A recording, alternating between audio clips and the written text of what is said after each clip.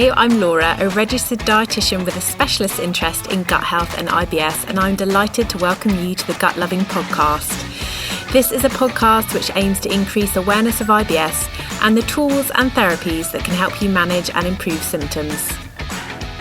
I'm really excited to share today's episode with you as it is both uplifting and inspiring. You're going to hear me chatting to Lottie, who is a 27-year-old foodie who is passionate about not letting her IBS get in the way of her living her life. Now, I came across Lottie through her Instagram page and was instantly drawn to her warmth, positivity and authenticity. Lottie has been through a real journey to managing her IBS symptoms and also tackling the body image challenges which came along with it. And as a result of her experiences, she's created the Tummy Diaries, a thriving blog and community created to support people with IBS. In this episode, we talk about everything from FODMAPs to mental health and the steps Lottie has taken to come to a place of appreciation and celebration of her body. This was a really uplifting interview, and I know that the topics we discuss are those which many of you will identify with. As always, you'll find any notes and links from the episode in the show notes. So without further ado, let's meet Lottie.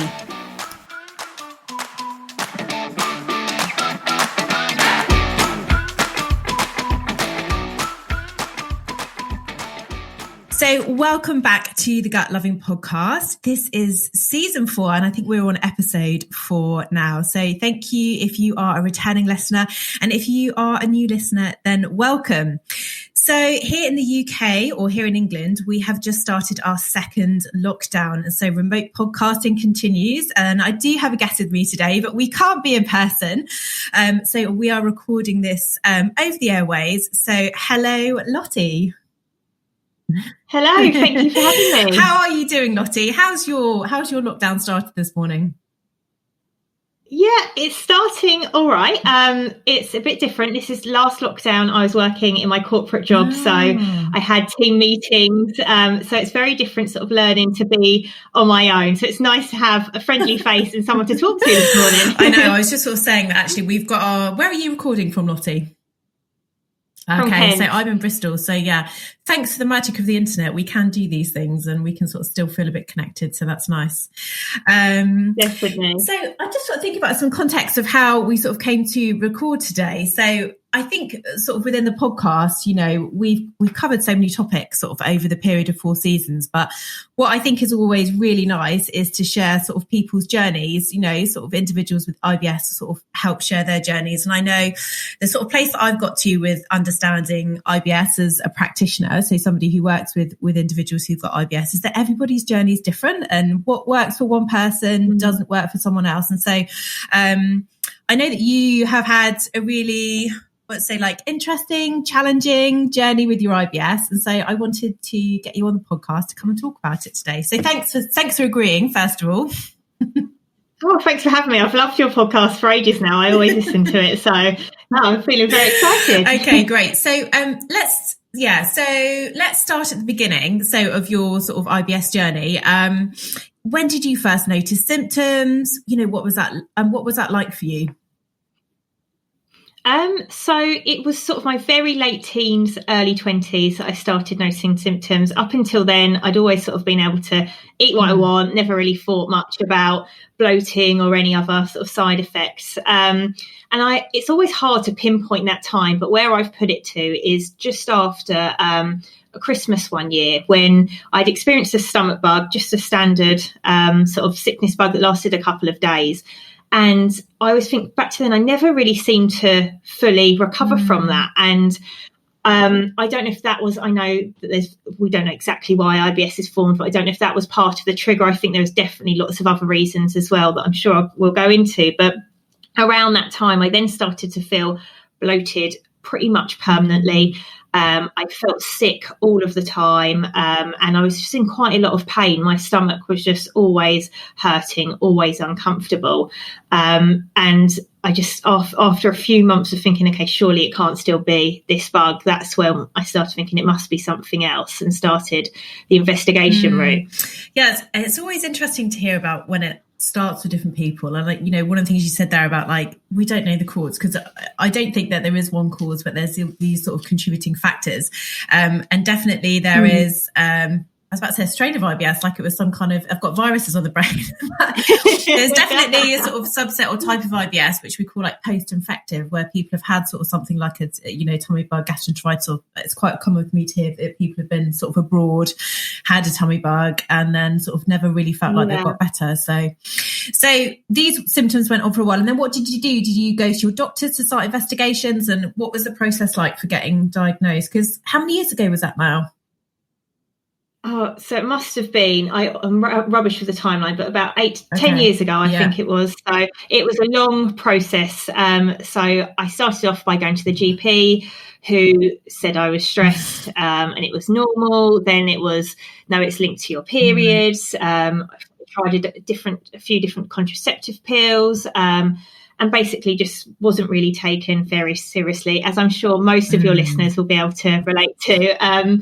And it just kept getting worse and worse. My mum is absolutely brilliant. She will get the job done. So I was very lucky to have her that kept pushing. And we then got referred to a specialist who started carrying out tests. So I had all the oscopies going and all the cameras up my bum and everything.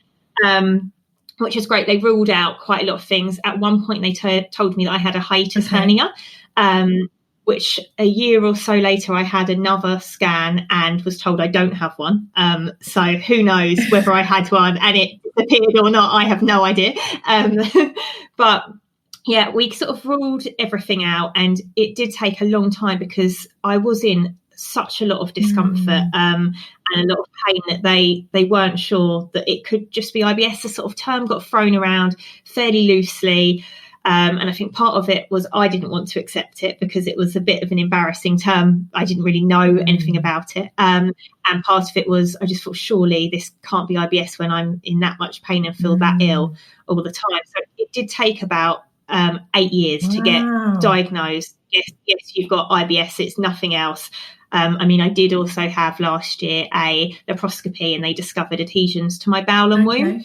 But I think that was quite a. I know that they come a bit hand in hand, but I could sort of distinguish those symptoms separate to each thing separately. So yeah, about 8 years to get diagnosed. Lottie, that's a long journey, and that's a lot to sort of mentally and emotionally as well as physically deal with for that sort of period of time. Yeah. It wasn't fun, and it was horrible. I mean, I was told that it was all in my head, and that's like a very common thing that a lot of us are told. And I thought, well, it's not. It's here. I can feel it. So it wasn't fun, but we got there. Good. We should send your mum round. We'll see if your mum's up for helping out. If anyone needs help, get Camilla involved. She'll be down there. It's sort of interesting to sort of hear about your experience, because it does, like, this is a familiar story, and I hope in 2020 that it's getting better, that it's a kind of more recognised condition. I mean, if you go back, I think I said this on a podcast before, but if you go back to the 40s into the medical record, into the medical sort of journals, they basically say that the main sort of goal of treatment is just to tell the patient to go off and deal with it. And if you go back even further into the sort of, not sure, sort of late 1800s, early 1900s, but they actually used to sort of, surgically remove people's bowels because they just sort of didn't know what was wrong. Oh, my God. Okay, yeah, I'll take the 8 years diagnosis. It's getting better, but I think it's still, it's a real shame that it's sort of taken this long for it to be sort of recognised, not just as a real condition, but something which is incredibly physical. And, you sort of talk about the pain not feeling like it could be just IBS, but actually, I sort of remember interviewing Dr. Dawn, and she was saying that, one of her patients described it as a pain, this tummy pain, like worse than childbirth. I mean, I've not had children, so I can't compare, but, I think on severity scale, we sort of, I guess IBS is on a spectrum, isn't it? Yeah, we might see it as, it can be quite mild, but equally, as you've experienced, it can be really debilitating as well. Absolutely. It stopped me going from work some days, coming home, sort of middle of the day, putting my hot water bottle down my trousers at the desk. It is, of course, there are conditions are a lot worse, but IBS can be really physically and mentally debilitating, definitely. So how did you feel after you were diagnosed? Did you sort of feel a sense of relief, and what were your how was your doctor supportive? Did you have a sort of clear path of what to try? Absolutely not. So, I mean, it got to the point that I did start to feel that it probably was IBS, as they were just sort of ruling everything else out. But no, I had almost no support at all from my doctor. He wrote on a piece of paper, low FODMAP diet, and sent me away. So he just handed me a piece of paper saying a low FODMAP diet and sent me off on my way. And I remember thinking, what is this? And I got home and I Googled it. And at the time, so this was only sort of 3-4 years ago, there was very minimal out there online. And there was just these big lists of things that you couldn't eat. And I thought, wow, this is a list of my favourite food. There was like chocolate, garlic, onion. I was already gluten-free by this point because I discovered that gluten did make me really ill. I never had the celiac test. I wasn't even offered it at first. It was only after I'd gone gluten-free that I was. But I saw this list and I remember printing them out and sticking them to sort of every surface. I had one in my desk drawer, on the fridge, and thought, okay, I'm not allowed to eat these foods. And there was really not much at all about the reintroduction. So I just thought, okay, I've got to stick to this and see how I go. And my symptoms did actually were really improved after only a couple of weeks. But I was living in this restriction phase for so long, and then I would binge on. So I thought, okay, right, I'm just going to have this, I don't know, plate of mushrooms covered in cheese and garlic and onion, because I haven't been able to have it for so long. And so I sort of just it was almost like a yo-yo of the low FODMAP diet, and I had no idea what I was doing. I became so fearful of food because at home I was literally eating sort of salmon or meat and veg and salad and a bit of rice, and that was it. So if I went anywhere, if I went out, and I'm a massive foodie, my dad's a chef, I've always loved food. My mum's always cooked everything fresh, so cooking was fine, but going out, I just thought, okay, well, I know I'm going to get ill. I just have to deal with it. Even if I ask for it without, I'm probably going to get poisoned with this devil food. And I developed such a fear of food. I became obsessed with it, and yeah, it was a horrible place to be stuck in. And so sort of before you tried this approach, like, had you ever had any sort of struggles with your eating behaviours before, or was it the first time that you sort of noticed yourself developing these sort of unhelpful thought patterns? So I always try and think back. I feel like it's a chicken and egg situation of what came first, the disordered eating and eating disorder or the IBS. And body image is something that I've struggled with sort of as from an early teen, maybe even earlier. I went to dance school, and it was very much about sort of your looks, and obviously growing up with the media only really representing one type of body. That's something that I struggled with for a while, and diets were just so normal. Everyone, all the women in my life were on diets, and then as I got older, all the girls were going on diets. I remember I worked at TGI's, and we're allowed to give out free baby food. So I went on the baby food diet because Jennifer Aniston was on the baby food diet. Just absolutely ridiculous. So definitely I already had it, and that only fueled it more. And that was something actually listening to, I think it was your last episode, which it was brilliant.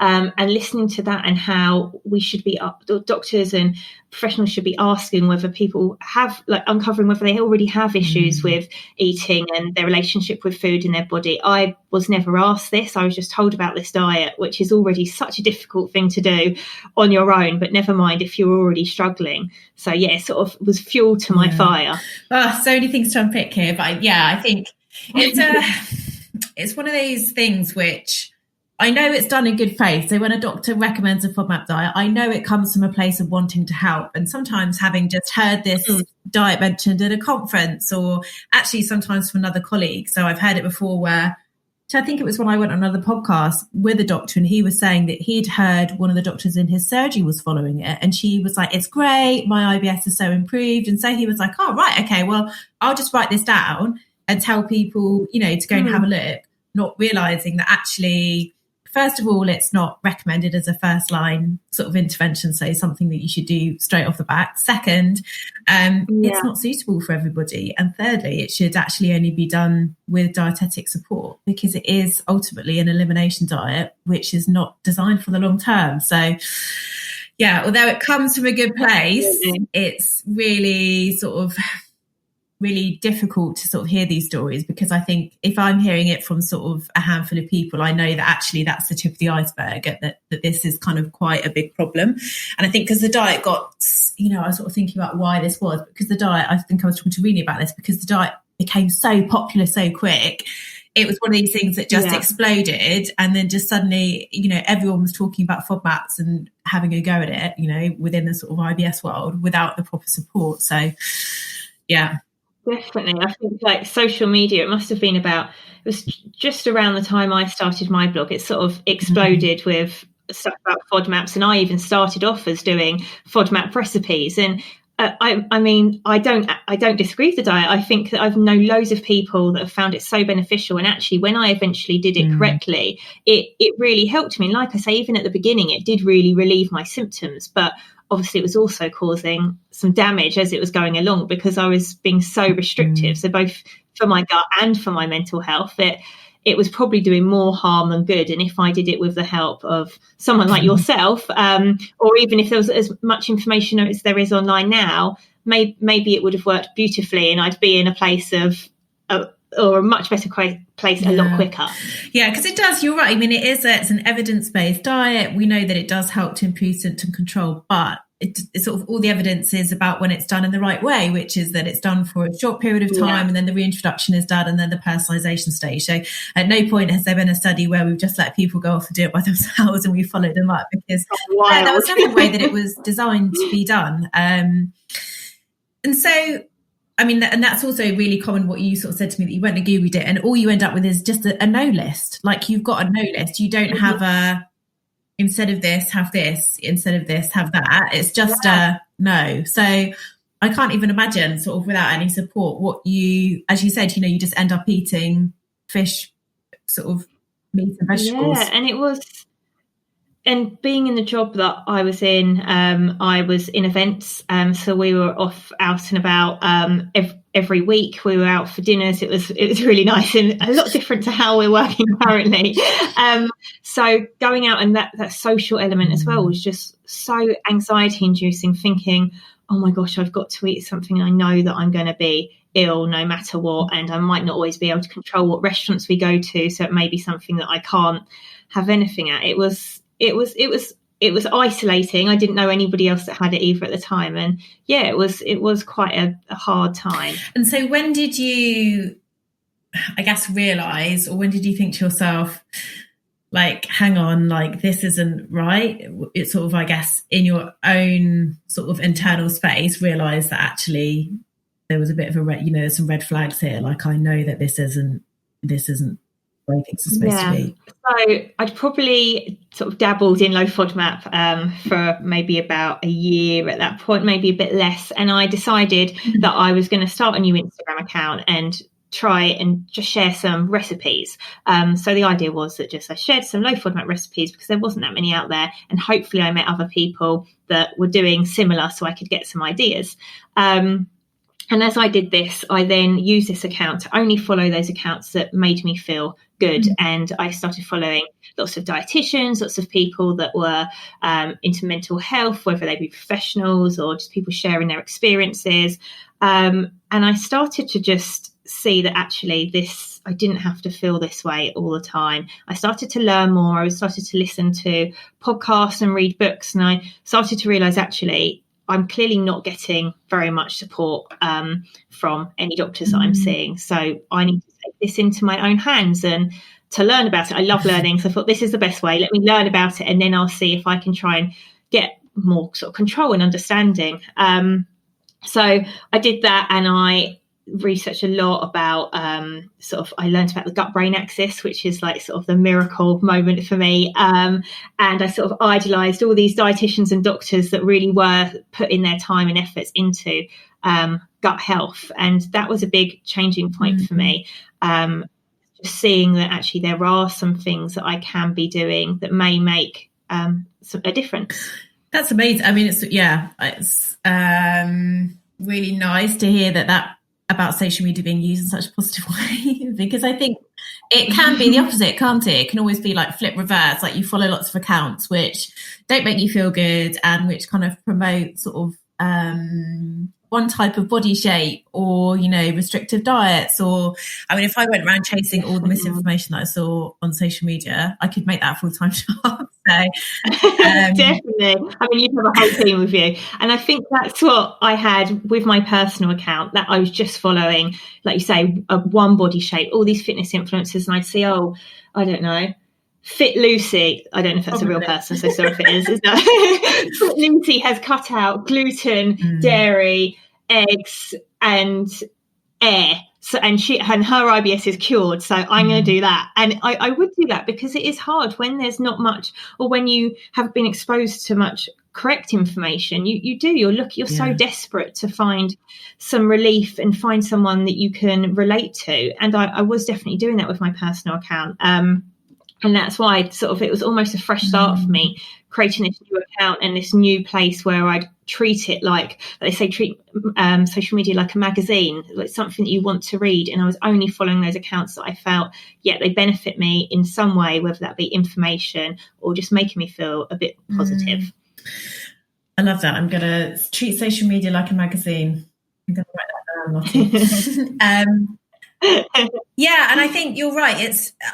It is so understandable when you're in a really desperate place and you're like, I'll try anything because I'm not getting support kind of from a medical professional. I'm not I think this is why people do use food intolerance tests, and, because they feel desperate, and these sort of, either accounts or, tests promise that they have a solution. I saw my friend sent me a post from someone the other day who'd said something about, like, she only eats in the sunlight because it's basically you can't digest food like when there's no sunlight. And I was like, I mean, I first of all thought it was a joke. I mean, obviously it is a joke. There's obviously no basis for it. But the point being that it's unregulated social media. Anyone can say anything they like. Yeah. And, so if you're in quite a vulnerable place where you're already struggling with some unhelpful eating behaviours, where you're feeling lots of pain, you're having lots of symptoms, that's almost like it's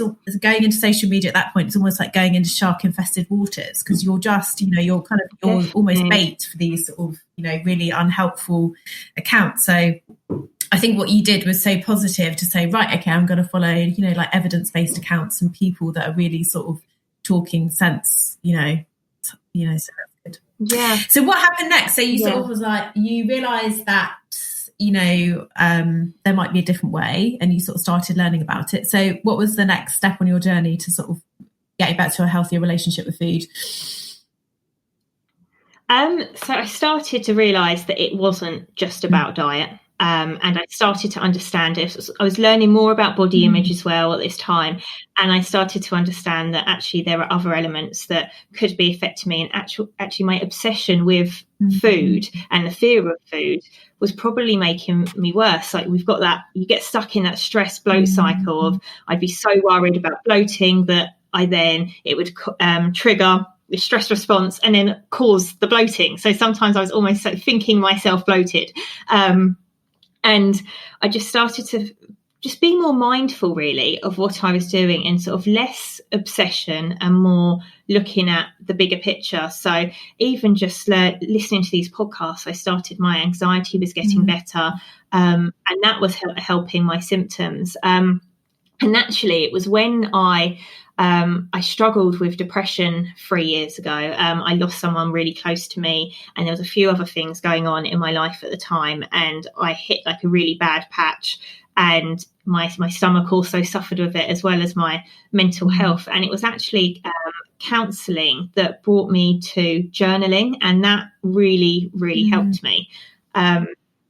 So I'd always kept food diaries. Like, my fitness part was more centered around calories and what I couldn't eat, really. But when I went to this counsellor, one of the techniques that she taught me was to journal around my thoughts. And as I was doing this, I was still keeping my food diary separately. And I started to look at it and realise that there was patterns. And actually, when I was feeling really down. And as I was getting better, as it turned from depression to anxiety, like when I was having those anxious days, actually that's when my stomach was suffering more. And I started to see those links and thought, okay, I've just been focusing on one part, and obviously diet is so important, but it's sort of just one part of the jigsaw, the incredibly massive jigsaw of IBS and gut health and health in general. And maybe I need to look at the other pieces too. Yeah, it's so, I think people, it's really tricky because when people come to me, they want it to be something in their diet, they're convinced that it is. And we talk about this a lot, or I sort of talk about it a lot with people, which is that if your gut is anxious, or, you know, you're on edge or you're stressed, it almost doesn't matter what you eat, you're going to get symptoms. So if you're putting food into an already stressed gut, you know, it's not the food, it's what's underlying, you know, it's the stress and the anxiety that's underlying it. And I think that's a really difficult kind of concept to get your head around when you just feel like whatever you eat is causing problems. So it has to be the food. So it sounds like a really powerful realization to actually be able to match up food and symptoms with actually what you were feeling and be like, oh, actually, I think there's something else going on here. Yeah, because I hear so many people, I mean, we have a Facebook support group, and I hear a lot of women, and I used to do it too, say, well, I've eaten the exact same thing as I ate yesterday and the day before. Yeah, I was fine yesterday. Why am I feeling bad today? And it's like, well, maybe it's not that food. It could be some other reasons too. It could be, like you say, the anxiety. It could be because you've had 1 hour's sleep, or you haven't moved all day, or whatever it is that makes your gut happy. And realizing that was a massive sort of change and mindset shift for me. And so you said, I think did you also have CBT at some point as well? Yeah, so during this therapy, I was lucky enough to stumble across this incredible therapist. My husband actually found her one night. It was a horrible night, and I just finally admitted, okay, I need help. I need to get better. And he found this incredible therapist who she offered CBT. We did talking therapy, and we also did hypnotherapy. So she was skilled in a lot of different areas, and actually, she's a teacher as well. She trains in it. She's just one of the most incredible people I've ever met. And we used a combination of those therapies, and they absolutely changed my life. And so how long, or sort of how quickly did you start to see changes in your gut symptoms, sort of alongside what you were doing with your mental health? Really, really quickly. I did. So I think I'd just been carrying this sort of, I guess, stress and anxiety for so long. And even I remember the first session, mentally, I felt so much better. And then within a good few weeks, I really did feel just better all round. And my gut, I was getting it my symptoms were becoming less and less frequent. I was understanding why they may be happening, or preempting rather than just blaming something. And it was really quick. And we focused at first, we more focused on sort of the mental health. But once I was feeling better, we did a few specific sessions on both IBS and also my relationship with food. So my therapist, her name was Emma, and she'd actually worked with someone or learned from someone that actually had specialised in IBS hypnotherapy. So she knew a little bit about it, and she was able to sort of help me with that and understand, sort of just relax that gut-brain axis even, and sort of just get better coping mechanisms of when I was feeling stressed, and just sort of to help chill out my fear of food. Yeah, because it can be so powerful, that fear of food, once it takes hold. I mean, it's almost, I imagine you might look back now and think, I don't really recognise myself at that time. No, it's hard to remember. Like when I get asked about the timelines and stuff, I mean, probably every interview I say something different, because it's such a blur and a jumble, and I really don't recognise that person at all. And I think, oh gosh, I wish I could give you all the books and podcasts and everything you've learned, and give that my past self all that information. But yeah, it was hard times, but got through it, definitely. Yeah. So, I mean, yeah, what an amazing journey. And so obviously, so you started this counselling. It sounds like you found someone that was amazing for you, which is great, because I think even choosing it, all power to your boyfriend, because I think choosing a counsellor can be that's a really overwhelming sort of process as well, particularly when you're in sort of quite a difficult place. And so obviously you started with the counselling and the CBT, and then when did you sort of notice immediately that you were able to start making changes with your food intake, or did that sort of happen afterwards? Sort of as I was going along this journey and learning more, I was doing my blog at the time, so I started working with dietitians and nutritional therapists, just speaking to them both about my personal story and also just learning from them to help my community. So I was able to take on that sort of advice myself, and I started with my journal. I started introducing other things like writing down exercise and sleep, even like my cycle, things like that. And it was quite a quick transformation of feeling awful every day to getting the odd flare up. I mean, even maybe still at the time once a week, but before it was almost every single day. So it was quite a quick transformation just from my mind feeling better. My gut followed it pretty quickly. It's interesting. And what's it like now for you with eating? Sort of, are there still foods that you avoid, or how's it? So I don't have gluten at all, and I know that does make me extremely ill. So I don't know if I'm celiac or what, but garlic and onion are still the ones that I do avoid. I've tried having a little bit before. I've even tried to get people to trick me, so I don't know, because then I won't think, no, that's going to make me ill. And it doesn't seem to agree with me at all. I got poisoned with was it onion a couple of weeks ago in a restaurant, and oh my gosh, my stomach looked 6 months pregnant. It was so painful. But apart from that, I've managed to reintroduce pretty much everything into my diet. It took a while. Like this year, I reintroduced mushrooms, and I'm so happy I can eat those now. My husband is very happy because he's lived mushroom free for the past 4 years. But yeah, I don't live a very restricted diet. I try and keep it as varied as possible, and always try and add new bits and bobs in. That's really positive, especially after spending so long feeling restricted. I think it's interesting. And on the sort of gluten thing, so I always say this just in case anyone has not heard it before, so not for your benefit necessarily, Lottie, but if people are sensitive to foods containing gluten, it's normally the wheat components, so the wheat, rye and barley, which are the grains that contain gluten, so they also are FODMAP foods.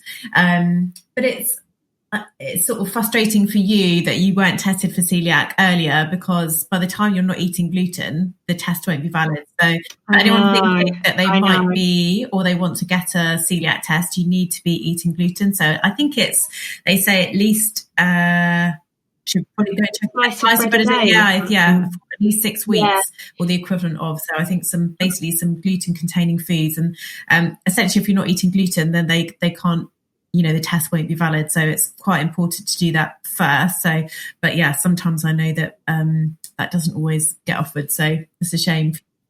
No, I do wish I had that, because I would like to know. But and so sort of thinking to now, like, what are the tools that you sort of kept, sort of adopted into your life, sort of to help take care of your mental health on a sort of longer term basis? So journaling is one that I always talk about. I am a big fan of it. I try and journal every day. So just before, it was more structured of what I'm doing, like I say, tracking the different areas. Now it's sort of brain dumping how I feel, whether that's mentally, physically, and just sort of, I think it just helps really process your thoughts. Just getting them down onto paper is almost like a sort of free therapy session. Just writing that down and just thinking, okay, this is what I'm feeling, whether you want to try and delve into why or not, but then sort of just trying to almost move on now. You've got this out there. So journaling is a massive one. Meditation, I've only got into I think it's the end of last year, and I am not the sort of person that could meditate. Like, I am up and about, I cannot sit still, and I still struggle with it. I'm definitely not a pro, but meditating does really help me and sort of just be a bit more mindful and present, and just sit still for a bit. And I now use that, what I've learned. So I do that in the mornings, but now if I'm feeling stressed, I sort of can just sort of flick my like flick a switch in my mind to sort of do some of the breathing exercises, or if I'm struggling to sleep, I'll sort of try and put myself into that state, and really helps calm me down. I also think I was on a podcast the other week, and we were talking about, I was saying how I actually almost talk to my gut and my brain. So I treat them as people. So like I always say, because when I explain to people about IBS, I say, look, it's like your gut and your brain, they're connected. They should be best friends, and they should be communicating and having great chats together. And actually, if you've got IBS, there's obviously a miscommunication and they've fallen out. So sometimes if I feel anxious, I sometimes say like, all right, gut, like, I know this is brain here. This is so silly, but I know I'm feeling a bit stressed, but you don't need to. Like, we're all right. We've got this. Like, let's just calm down, keep it chill. You don't need to worry about it. And just being, I know it sounds like a really silly thing to do, but just being aware of that, I think can sort of help. Like, I see it like stopping in that communication, just stopping the tracks and thinking, okay, actually, it's just going to stay in my head, and now we're going to relax that. So that's really helped me. Walking as well. I used to use exercise as a punishment. There was times where I'd think, right, I have to burn X number of calories, otherwise this is going to happen.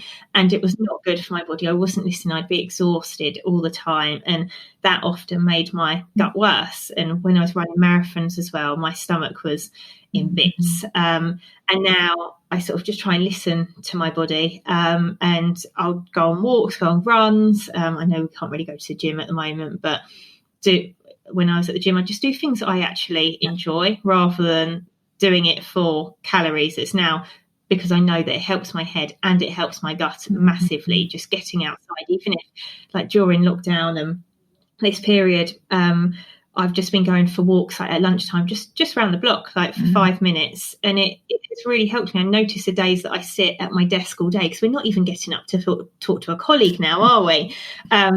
So sometimes I think, God, I've moved twice for a wee, and to go downstairs for some dippy eggs, and no wonder I'm not feeling my best. So that's definitely helped too. Yeah, it's tough because you can still, you can be indoors all day and working, and you can get to the end of the day and be mentally tired. So you can still be tired to get into bed, but obviously physically, there's just been no movement, and you really have to make much more effort, I think, when you're at home, because so you don't have the normal sort of movement that's involved in a commute, or just, if you had socialising or anything. Yeah. So, yeah. And I love that, talking to your gut and your brain as people. I think that's really clever. And it's kind of what goes on in hypnotherapy, isn't it? Sort of, I've listened to a few tracks from Nerva, which is gut-directed hypnotherapy that's delivered in an app. So it's developed by Monash University. And so I listened to a couple of the tracks, and again, it's sort of, they get you into sort of a state of relaxation, and then it's basically talking to your gut and saying, you can relax, and it's just imagining your gut actually physically relaxing. And I think even if it does sort of feel silly, like there's your sort of conscious part of you that's like, oh, this is a bit silly talking to my gut. The unconscious part of you, it does help. And I think even we had Dr. Wabi on last year, and she was saying that even just taking like 2 or 3.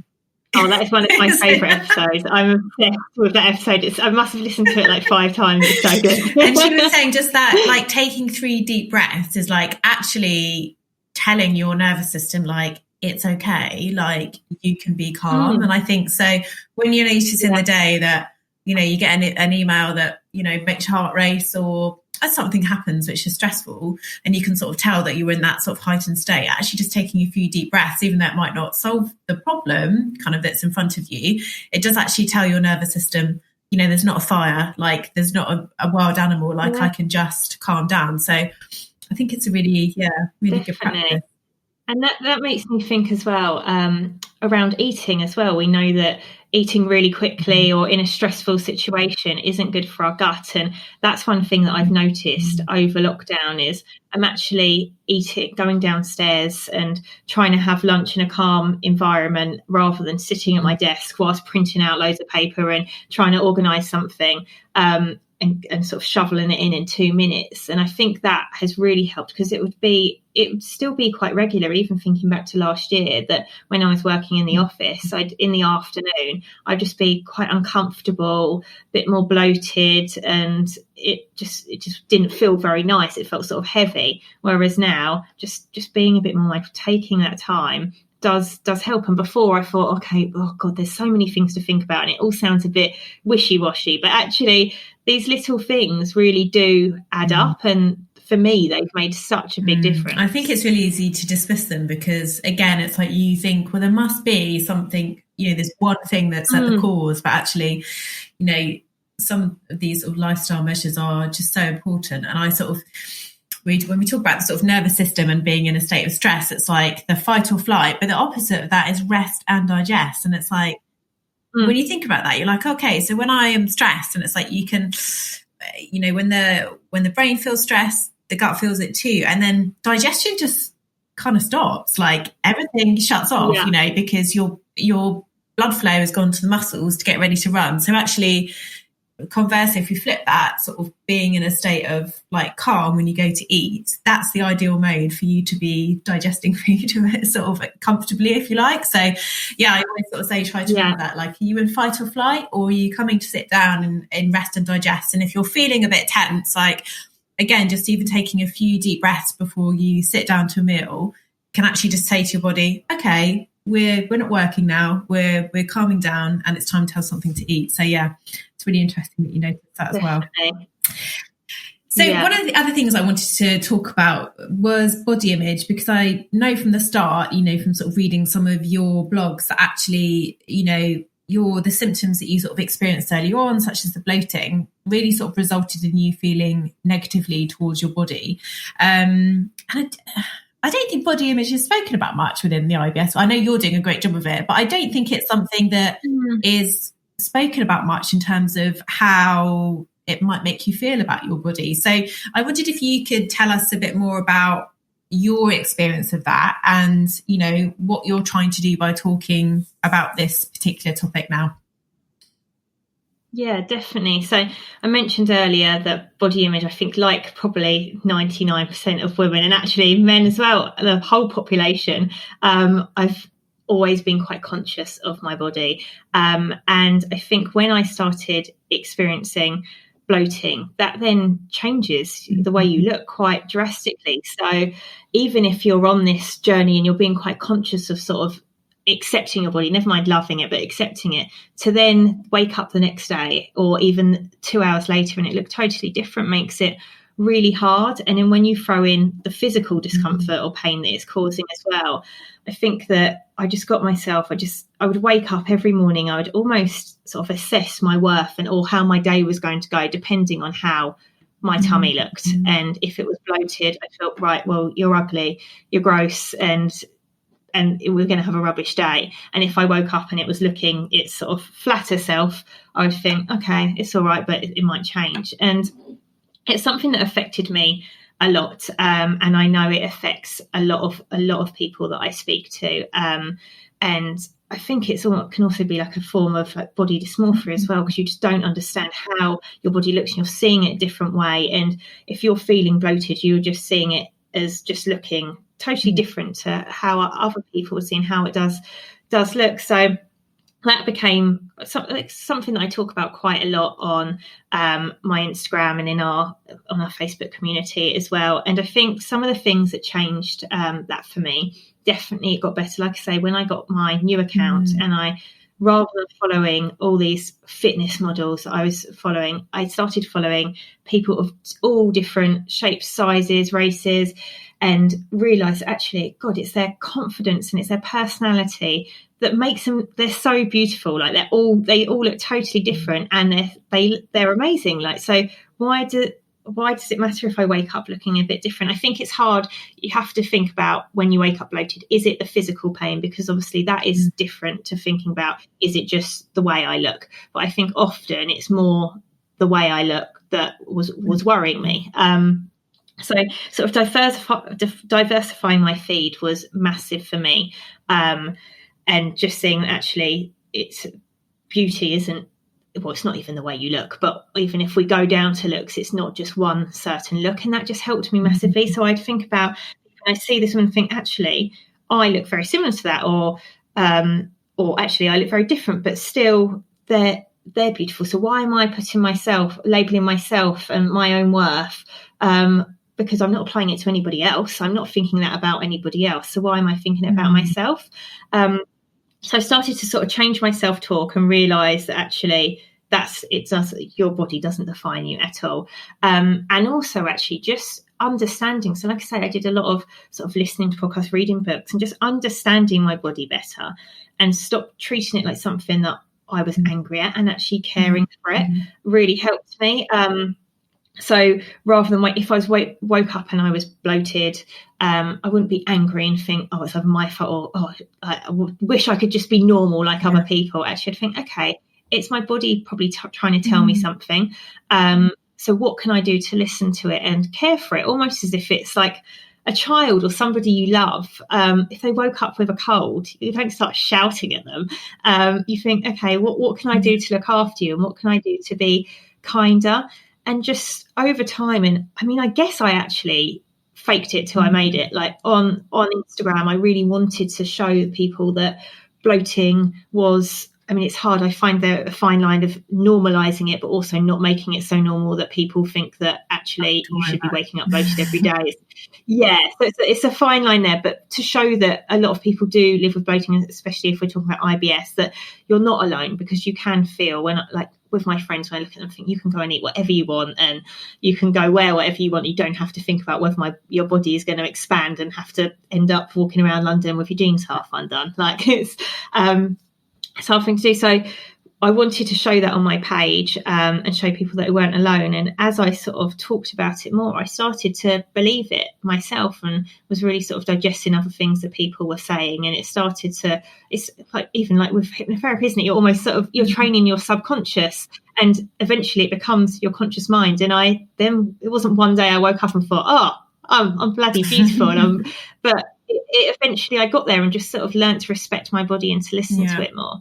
Yeah, I think that's so important, understanding that it is a journey, that kind of process of changing your self-talk. And actually it's going to feel weird to begin with if the rhetoric that you're sort of used to, or the soundtrack that's playing all the time, is really unkind towards your body. You know, you're starting to replace those thoughts with, if not positive, because that can be a big swing to go from I hate my body to I love my body, but even to go to body neutrality, which is, you know, I appreciate my body for what it can, you know, for what it's done for me today, or I like the shape of my eyes or my ears, or whatever it is, to kind of move along the scale, is going to feel weird because it's not the soundtrack that's normally playing. And I think a bit like when you sit down to meditate for the first time and you're like, I can't do this. Like, there's so many thoughts flying about. Yeah. How does anyone sit here for, you know, you're sort of like, oh, I'm sure I've been sat here for 20 minutes, and you put one eye open and you're like, 1 minute, 20 seconds. Like, what is this? And it feels weird because you're not, it's something that's uncomfortable because you're not used to sort of sitting and just observing your thoughts in exactly the same way you're not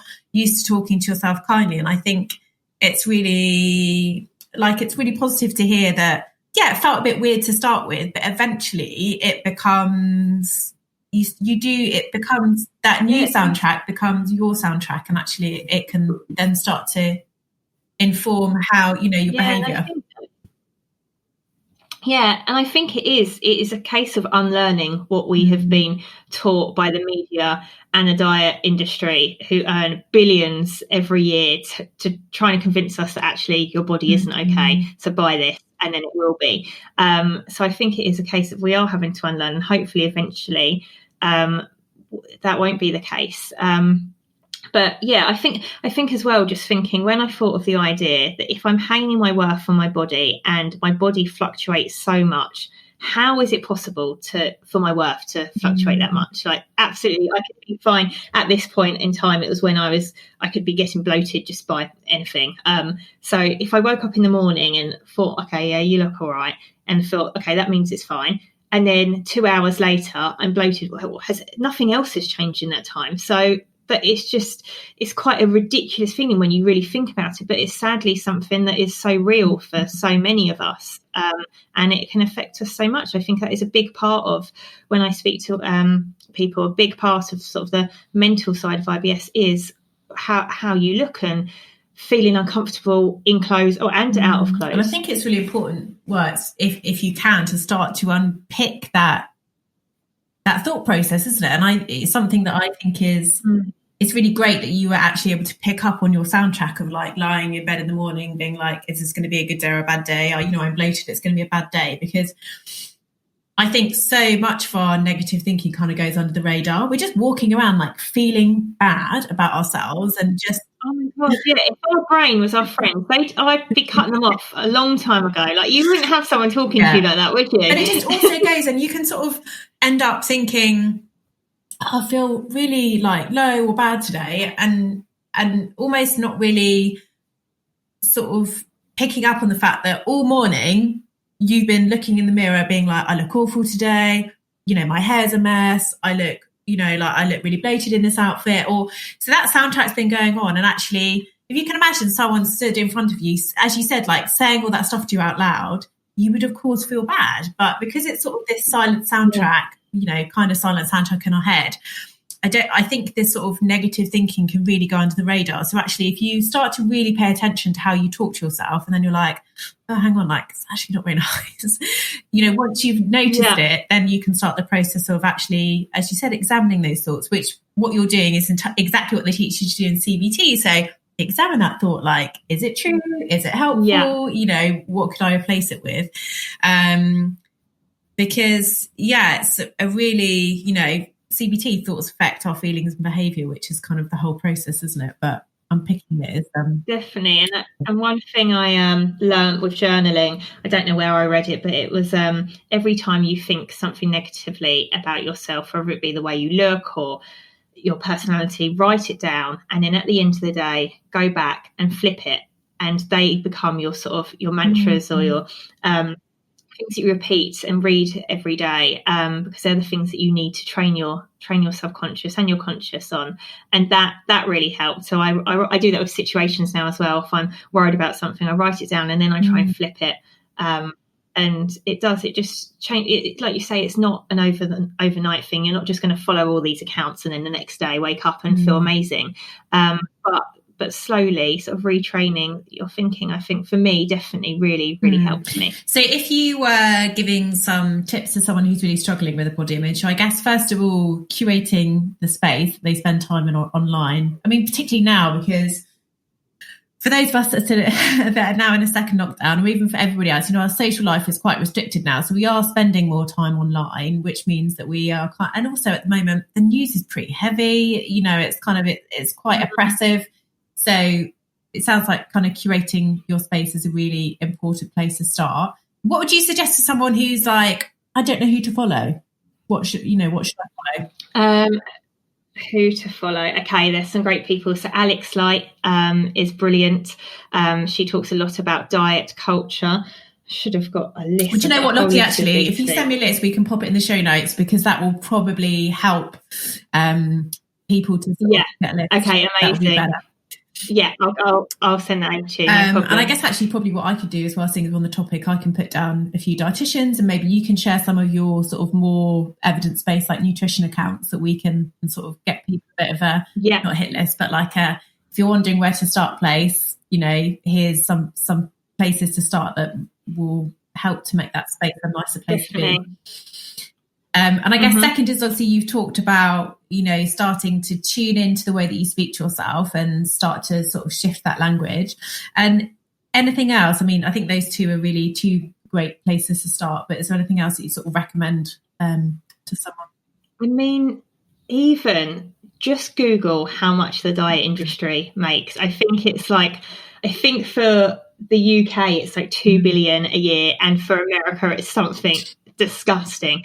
And I think for me, just realizing that is the reason that we're told that is so companies can profit from our insecurities, and that was a big realization for me. But so I think creating your feed, listen podcasts as well. There's some fantastic podcasts on body image, there's some great books. I'll send you some books as well on like and also like intuitive eating. That self-talk, journaling. I know I don't stop talking about journaling, but if you can write down how you feel and break that down and start to process it similarly to how you would in CBT, I think that's amazing. And just learning to be kinder, and like I said, fake it till you make it. Just tell yourself it, and eventually your brain will think, okay, right, I'm going to start thinking this way, because you're not going to stop going on at me until I do. Love it. So tell me about Tummy Diaries, because obviously you've talked about, you mentioned your support group a couple of times on Facebook, which I know is part of the Tummy Diaries empire. So but for anyone who doesn't know about Tummy Diaries, tell me about it, or tell us about it. Yes. So I've got Tummy Diaries and I've got You've Got This. So Tummy Diaries has been my blog for, it must be about 3.5 years now. Like I say, I'm rubbish with time, so I don't know. I think it's about 3.5 years, and that started off as my sort of food blog, and I then realised I'm really awful at taking photos of food. And I also wanted to come a little bit away from, at the time I was talking about FODMAP diet, as I learnt more about it, I wanted to sort of come away from that. And now it's become this place where I share everything from fashion tips on bloke-friendly outfits. So I've created a hashtag called My Bloated Wardrobe that people all around the world use, which is amazing.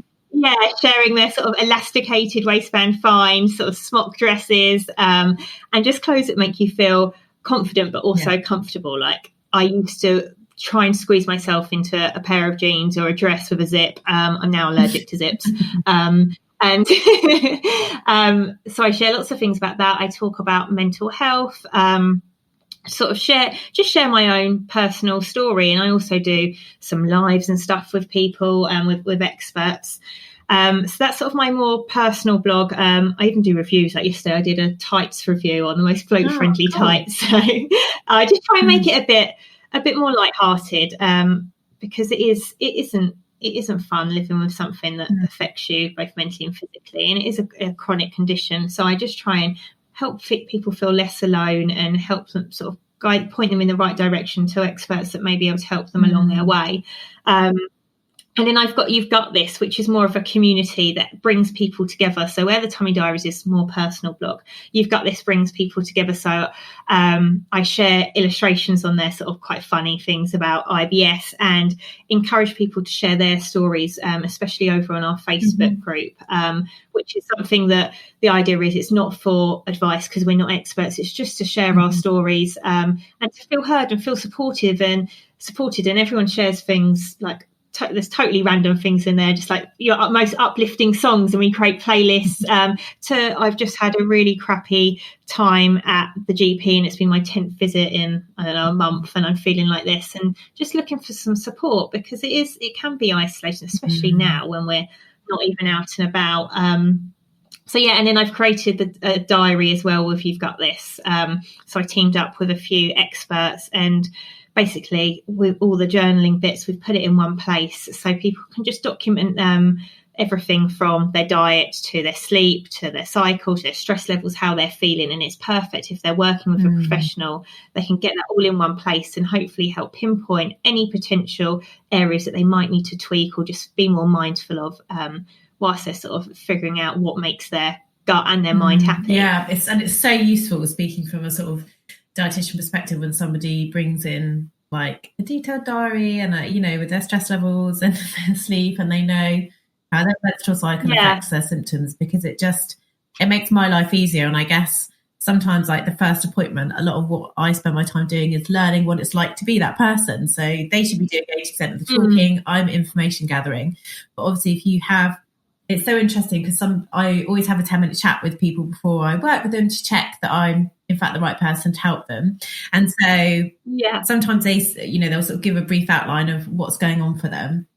And then when I get them in to fill in a few forms, and then I'm like, it's almost completely changes the picture, because suddenly you get this really nice, detailed, rich, sort of background to what's going on. And it's just, it's sort of, knowledge is power, information is key, etc., etc. But yeah, it's great to sort of, if you are thinking of booking an appointment with a dietitian or, a counsellor or sort of any type of practitioner, I think those diaries are really incredibly useful for them as well as yourself, to learn to learn about patterns.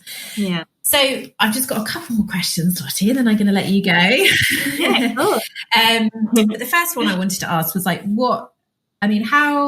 often do you experience sort of flare-ups now, and what are your tips for dealing with them? Because obviously, as you just touched on there, IBS is a chronic condition, like it's what we call relapsing and remitting. So you might go many months with your symptoms being controlled, and then you might experience a flare-up, which can be quite distressing, particularly if you've been feeling okay for a while. So, how's that picture for you now, and sort of what are your sort of top tips for dealing with flare-ups? Yeah, so I mean, I don't get them very regularly. I get the odd little bit of bloating here and there, but in terms of flare-ups, during lockdown 1.0, it was quite bad, because for me, stress is my biggest trigger, and I did feel very anxious, as everybody else in the world did, and that did affect me. Now I'm feeling a bit better. I guess we're getting used to this weird world, so it's a lot less regular, I'd say. Oh God, it's hard to say, but not even once a month. Yeah, I could go a good few months without having them. It's only if I get a really stressful time, and some can last longer than others. Some can last a week. I've had them a good few weeks. Some, as soon as I sort of start to calm down, I can feel it relaxing. But in terms of tools, I've developed a bit of a toolkit. One of those would be sort of, even if it's not meditation, just sitting there and just calming down, and just knowing that, just the fact of knowing that if I carry on being stressed, it probably will affect my gut. So just getting there before that happens. Going out for a walk is really helpful for me. Listening to some happy music. Definitely keeping on eating. So before, I would be worried that eating would then make me worse, but actually currently eating, I usually tend to stick to something maybe a little bit plainer, just to be a bit calmer on my gut. Peppermint tea is my lifesaver. Hot water bottle. And there's some great patches as well. They're cooling patches by a brand called BU period. And they're amazing. They're sort of like a pepperminty smell, and they can be great. They're like a giant plaster that you can pop on. So they're probably my tools, and just knowing that it will pass, because sometimes I think we can get ourselves into such a fluster and think, oh no, we've failed and this is it. But actually knowing it will pass, and just trying to just look after yourself. Great. And my very last question before I let you tell everyone where they can find you, what would your message be to anyone with IBS? Like, what would you want somebody to know who is maybe they're starting out on their journey, or kind of feeling a little bit lost as to, what to try, because they're really sort of feeling stuck in the middle of some quite uncomfortable symptoms? Yeah, so I think the first side of things would be to know that you're not alone. That can be a massive comfort in itself. So to try and form a support network, hopefully with a doctor and a dietitian, someone professional that you can speak to, but also with people that either understand through personal experience or can just sort of empathise with you. I think that's really important, to be able to talk about it, because it's not something we should be embarrassed of. We wouldn't be embarrassed of other illnesses. So just because it's got the words irritable bowel, it doesn't need to be embarrassing. And I think, like, for me, that put me off. I sort of almost rejected the diagnosis a bit. So and just to learn the importance of sort of understanding. For me, I think learning is so important. So soak up every bit of information from reliable sources that you can. Listen to podcasts, read books, and start to understand why your body may be reacting in the ways that it is. And that will help you sort of be kinder, rather than not knowing what it is and trying to blame something and trying to get a quick fix. Great. Love those tips. When you're saying about, because the word irritable, I wrote a chapter for a book recently for the gut stuff book, and I wrote the chapter on IBS. And I was like, irritable, it means extra sensitive. That's it. That's all it means. Yeah. It's an extra sensitive bowel. And I think actually, maybe looking at it from that perspective is like, I've got a sensitive bowel. Like, it's, it's just, that's sort of what I'm sort of dealing with here. So thanks so much, Lottie. It's been joyful to talk to you and see your happy face. Thank you so much for having me. The internet. And I think it's been really lovely to sort of hear more about your journey, and you've really, I guess sort of what, I take from talking to you is that you've really done the work, and it's, it's tough, isn't it? It's tough journaling, like it's tough meditating, it's commitment to going to counselling and sort of understanding how the brain works. And I think sometimes like we do want a quick fix, but it feels like everything that's been really important on your journey has been a process, and even sort of the self-talk, it's like, it might sound like a small thing, but it's just that process of actually repeating that habit every day, or with the journaling actually being like, okay, well, I'm going to give this a month and I'm going to do it every day and then see how you feel. It really feels like you've, got to this place where you're really in a sort of positive, like part of your journey, but you've really done the work on the way to get there. Yeah, definitely. I think realizing, unfortunately, it isn't a quick fix. There's not one magic tablet that everybody with IBS can take, or even one magic routine that we can all follow. What works for me won't necessarily work for other people, which is why it's so important for us not to just be cutting things out that other people do and it works. So I think, unfortunately, it is something that you have to put a lot of work into, but it is something that will pay off, and it usually can get a lot better and be a lot more manageable. But it's just not an overnight thing. Yeah, there is light at the end of the tunnel. Definitely. Lottie, we'll put some notes into the show notes. But where can people find you? Like, where can they join your Facebook group? I know you're obviously on Instagram. Yeah, so you can find me on Instagram at The Tummy Diaries and You've Got This. And the Facebook group, there are links in my bio. But if you just search in Facebook groups on You've Got This, you should be able to find it there and you can join. Just make sure you answer the questions and then we can approve you and hopefully spread a little positivity. Yeah, I love it. Thank you so much for joining us today, Lottie. It's been a complete pleasure, and look after yourself during the rest of lockdown. Thank you so much. You too. Thank you so much for having me, Laura. So that brings us to the end of today's episode. I really hope you enjoyed it and took something useful from our conversation. If you did enjoy it and are enjoying the series, we would absolutely love if you could give us a review. It really helps other listeners to find us and encourages us to keep going with the show. And if you are really enjoying the episodes and series, why not hit subscribe so that new episodes land in your podcast inbox without you needing to remember to check in. So thanks again for joining us, and we look forward to you tuning in again next time. Take care.